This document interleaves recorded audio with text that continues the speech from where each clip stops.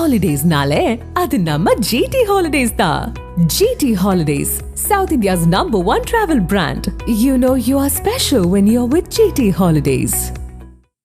தேசிய அளவிலான தடகள போட்டியில் வெள்ளிப்பதக்கம் வென்று சாதனை படைத்த மாணவருக்கு உறவினர்கள் உற்சாக வரவேற்பளித்தனர்.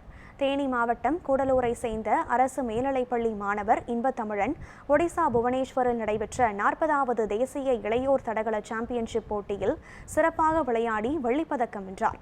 தேசிய அளவில் சாதனை படைத்த மாணவனுக்கு உறவினர்கள், பொதுமக்கள் பட்டாசு வெடித்து மலர்மாலை அணிவித்து உற்சாக வரவேற்பளித்தனர்.